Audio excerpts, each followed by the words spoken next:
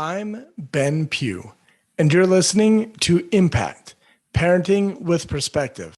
This podcast is all about helping parents manage the mental and emotional drama that comes with parenting teens so they can focus on what's most important, building rock solid relationships and having a powerful impact on their teen's life. Join me each week as I dive into real tools to help you and your teen turn struggles into strengths. All right, everybody, welcome back to the podcast. Guys, summer has been crazy. So those of you who have kept listening to the podcast all summer long, bonus points to you. And Cortni, do you want to throw in any bonus points? Okay. Sure. Bonus points for listening until I came back. Yeah. I know you've been gone for I don't know how many episodes. Anyways, guys, these Ben Pugh and Cortni bonus points are redeemable nowhere. Sorry. But you can feel good inside knowing that not only did you earn bonus points for listening to the podcast all summer long, but you learned some powerful parenting skills that'll help you be the mom or the dad that you've always wanted to be. So today, we didn't just come here to give you imaginary bonus points. There is a trend that I would like to talk to you about. And this is a trend that I see as a high school football coach. In my own one-on-one coaching practice, I'm working with some really elite, high-level high school athletes. And this is a trend that I see with them. And in my own life, I even have seen a tendency for me to fall into this trap. And the trap or this trend that I want to talk about is when people change who they are based on who they think other people think they should be. This gets kind of confusing. Cortni, did that make sense how I said it? It made sense, but I know you, so maybe I just know what you're trying to say. But no, I think that made sense. Okay, yeah. So basically, you change how you behave, you change who you are to fit what you think other people want you to be. And I feel like this is one of the traps that I fall into sometimes. I was just talking to my own personal coach, and we're talking about one of the skills that I have. I'm a really good salesman. And sometimes, like back when I would apply for jobs, if I got an interview, I would get offered the job because I'm really good at selling myself and I'm really good at like being this chameleon. And I'm like, oh, yeah, I can do that. Yeah, I can do that. And then I'd run into the problem where I'd take a job and then I would hate the job. And I'd be like, oh, why did I do that?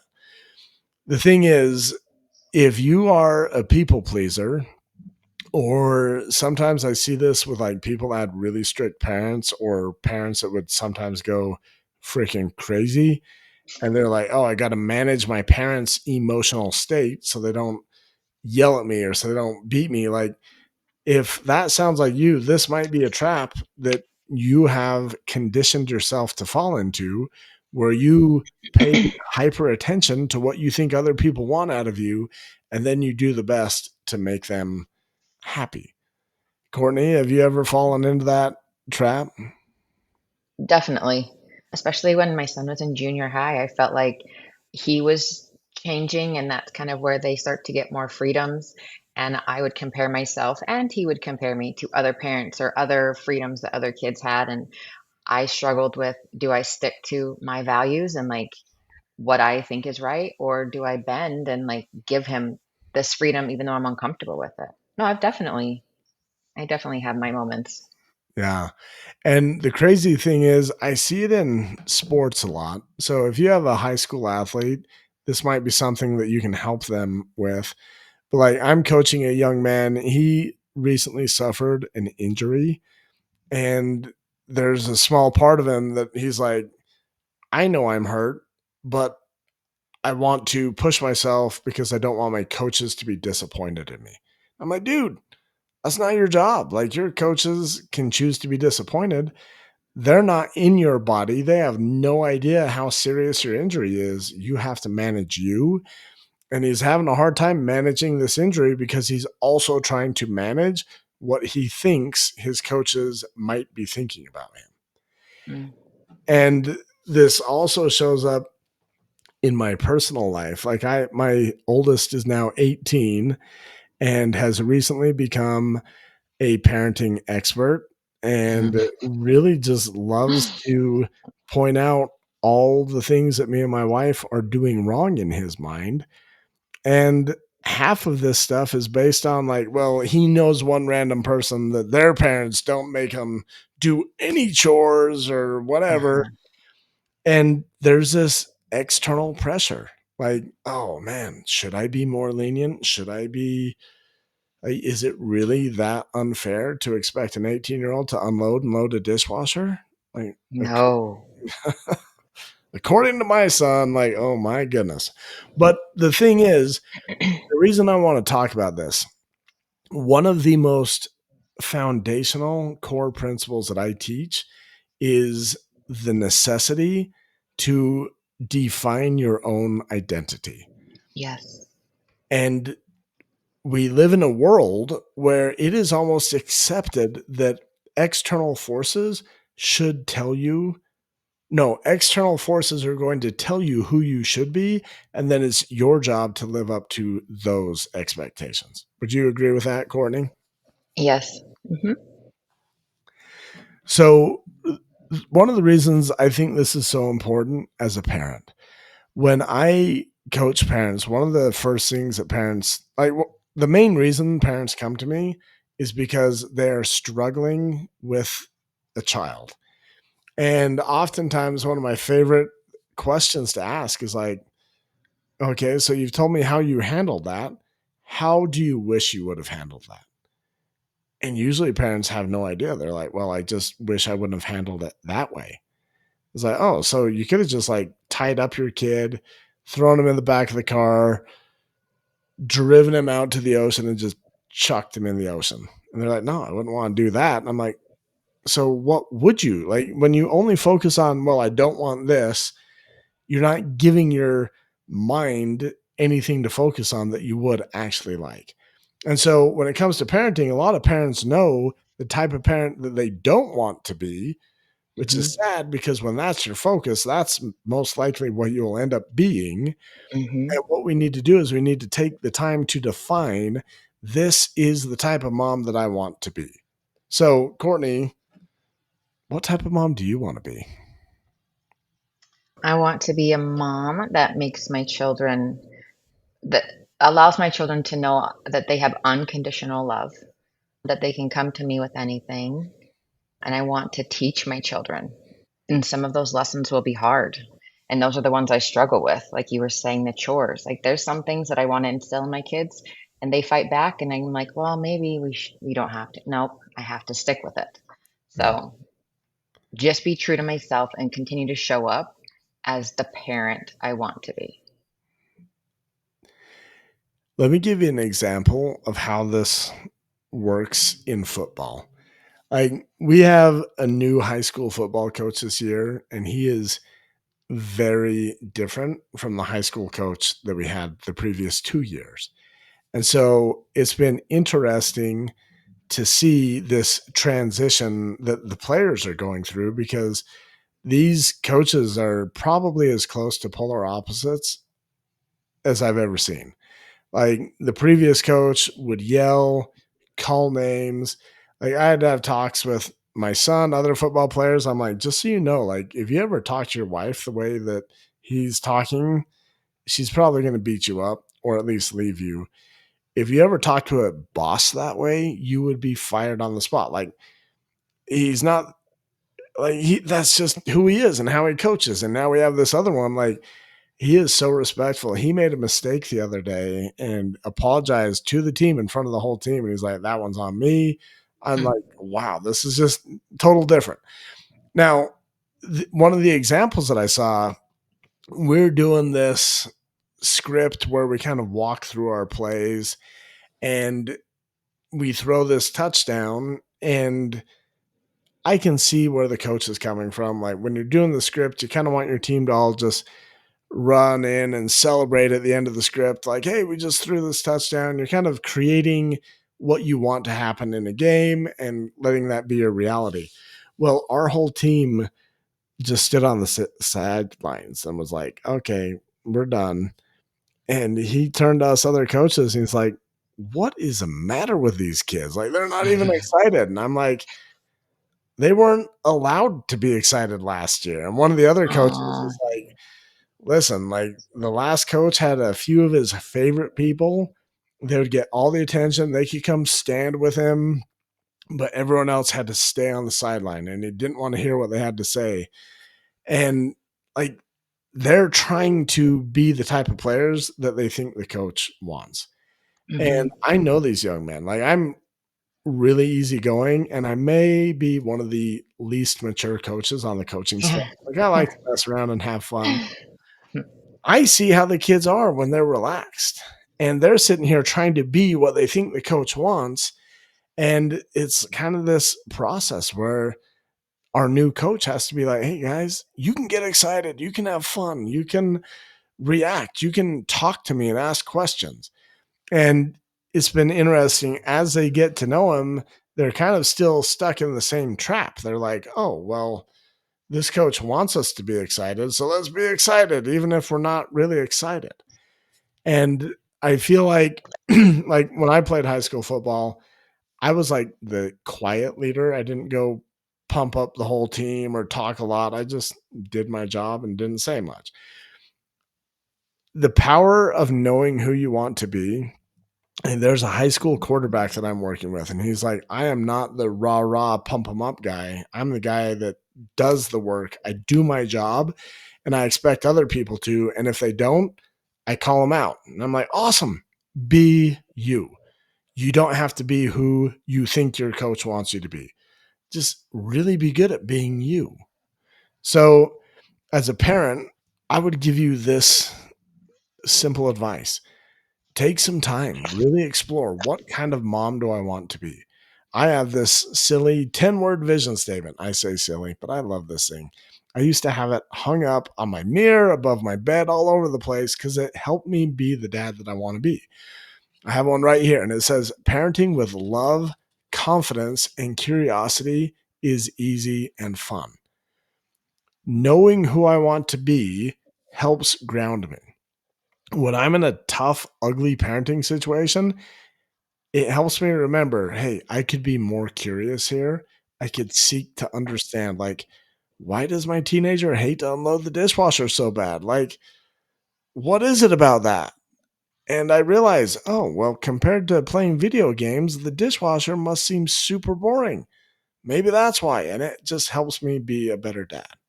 So, Courtney, what experience do you have? Like, did you ever do the 10-word vision statement? I can't remember. I did. I was just looking on my phone to see if I could find it. It's upstairs over there. But I will say, I was thinking when you were talking about it, when you try to be somebody other than who you are, when we talk about our book, Leadership and Self-Deception, when you show up and you're not being authentic, the other person can feel that. So when we show up to our children and they're like, yeah, that's not you. We're not being genuine. They won't respond well. Like they can still tell. Does that make sense? Yeah. I just feel like it's a vicious cycle. And then your teenager is not going to respond how you want them to respond. And I don't know. There is some freedom in being authentically who you are and allowing others to be who they are. Yeah. And I would say when parents come to me wanting help with their teens, very often they just want more connection with their teenager. And the truth is, if you are not being the parent that you want to be, you're Mhm, out of integrity with who you are. You aren't allowing your teen to connect with you as you are. You're trying to allow your teen to connect with this fake version of you. If you want mhm, more connection, get better at being who you want to be. And that will inspire your teen to be more of who they want to be, which mhm. when we can just, it's like Shrek said, we're like onions. Oh. This is why I like to have Courtney on my podcast. She just expects me to say something wise, and then I reference Shrek, and she's like, "Seriously, Ben?" But still, like, he's like, Oh. "No, we're like onions. We have layers. You got to peel back the layers." Parents and teens are the same way, and Mhm. usually, parents and teens have so many layers that are not truly who they want to be. Like, parents are trying to be the parent that they think their mom wants them to be, or they're trying to be the parent that they think their neighbors would be like, oh, those are good parents, they're whatever. Or like, I see this in church all the time. Like in my church, sometimes people get up and bear testimony and they're like, oh, my children are all so perfect and they're going on missions and they're doing all this stuff, and I know it's because Jesus loves me. And like, they're not really connecting with their true child. They're loving their child based on all the layers that they are allowing to be there. And man, when you can start stripping away those layers, like my 18-year-old, he's going to college pretty quick. It's actually a pretty good time because like we're to the point where we're like, yeah, we think he can make it. Plus, we're not really going to miss him right. Okay, just joking. We are totally going to miss him, but there are days where we're like, yeah, you can go. You'll be great. Get out. But some of the best moments of connection have been in imperfect parenting moments where the layers were kind of moved out of the way. Like maybe I'm worried and I'm like, hey, I'm desperate. I need your help. Can you help me with this? Or some of the best ones are when he's desperate and he's like, Dad, my car isn't working. And I'm like, oh man, I hate cars, but let's go see what we can figure out. Those are Mhm. natural moments where the layers are peeled away. And if you can get really good at knowing who you want to be without the external factors influencing you, that will help you show up with less layers that act as barriers between you and your teenager. And Mhm. Courtney, I know your teen. I've seen you guys interact, and I can tell you some of the time, like, do you remember the escape room? Do you remember how fun that was? Do I remember the escape room? Are we playing a rhetorical room here? Remember when we'd kind of get desperate and we're like, we only have so much time left. We got to figure this out. And we're all like Mhm. working for the common good. Like, those are the moments where I feel like we're all in alignment with who we want to be. There's not Mhm. like an ego, or we're not hanging on to, well, you didn't unload the freaking dishwasher. Like, we're just in connection in that moment. Mhm. You're being who Yeah. you want to be. Your teen's being who he wants to be. I feel like we could do more of that as parents, and we could help our teens be comfortable doing more of that as teenagers. Any thoughts on Mhm. that? No, I think that's great. I've learned fairly recently to just let my son be him. Like I of course I want connection and I want communication. I have lots of questions. I always have lots of questions. But sometimes I just am silent and I let him be silent and I don't probe. And when I am quiet, that's when he will come to me.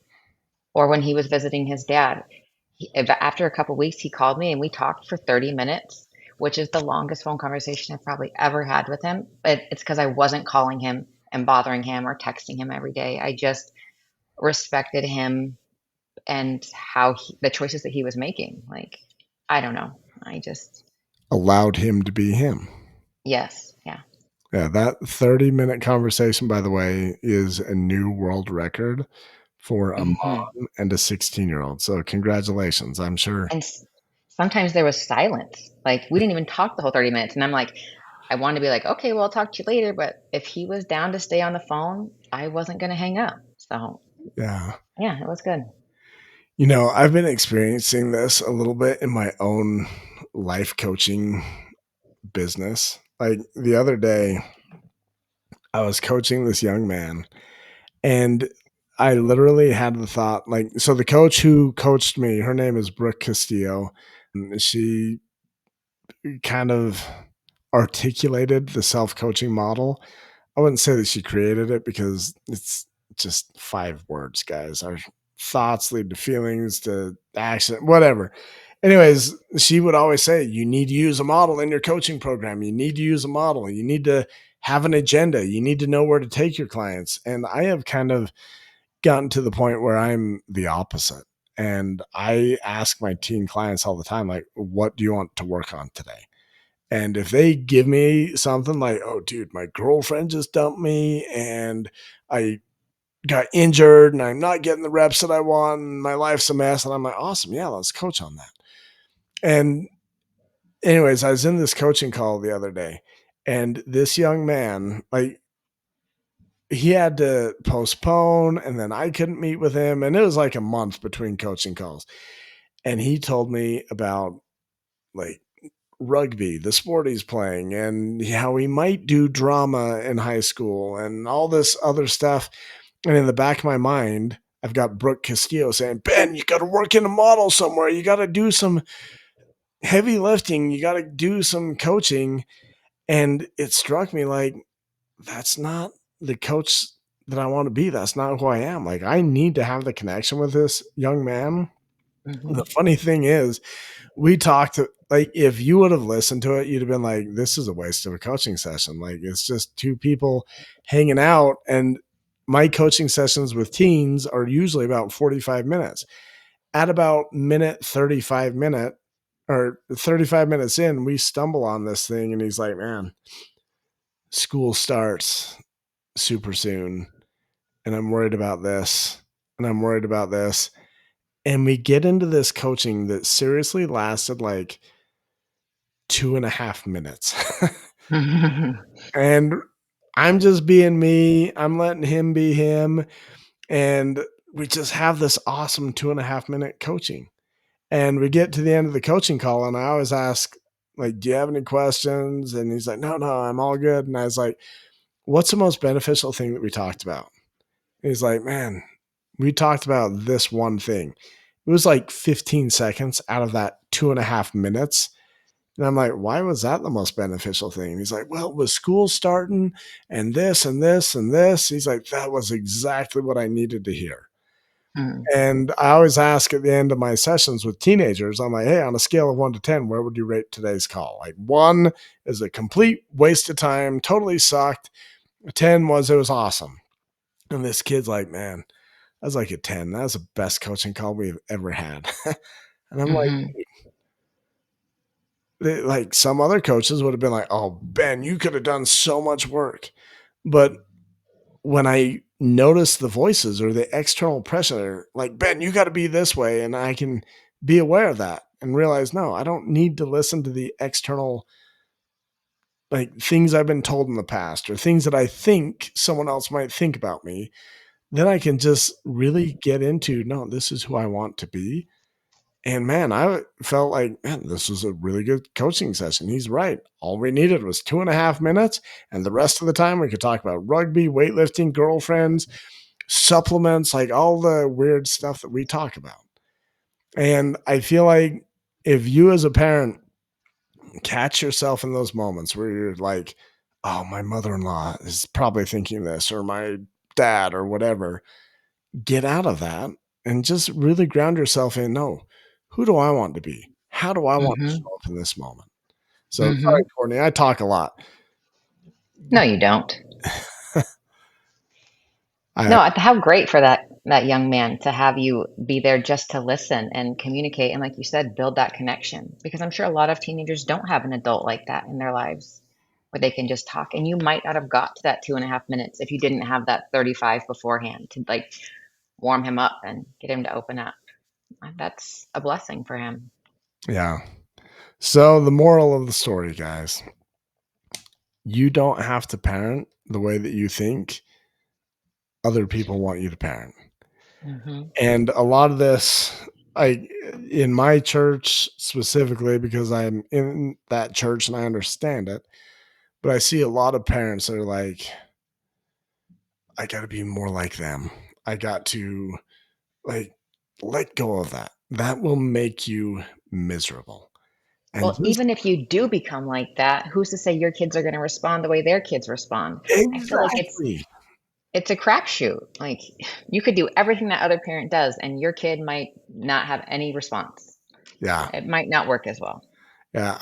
I visited another church recently, and the discussion after, like, people sometimes brag in my church about like how awesome their kids are, and man, that must mean that I did something right. And it's like, no, because I know people that are also awesome and their kids are complete knuckleheads. Like, whatever, it just is what it is. But the goal, like, this is where I feel like I have so much clarity right now in what I do.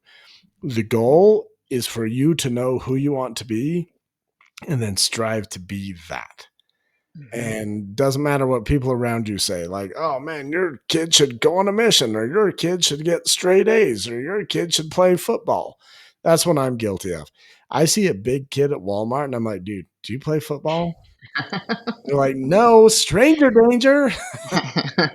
But anyways, like, if you can do this for you, I promise you, you will also be giving your teenager a gift. Because when you can start dropping other people's expectations for you and live in integrity with who you want to be, you can then start dropping other people's expectations for your teenager and give them a little bit more of a safe space to be who they want to be. And let's face it, guys, teenagers are weird, and that's okay. That's part of them figuring out who they want to be. So, Mhm. okay. Courtney, I feel like this was a really good episode. This is what Yeah, I needed to hear today. I know. Yeah, I agree. I think we need to talk about identity. I think that's really important. Like, not right now, a future. Yeah. When you went through all those, the identity, there was like a three-part. Yeah. I used to do free trainings on defining your role as a parent. We should do that. Okay, let's brainstorm. Yeah. To be continued. Yeah. To be continued. Stay tuned. Something exciting is in the air. I can feel it. Maybe that's just fall and football season. I don't know. But guys, come back next week. We'll have another good podcast for you. Thank you for being here. Bye.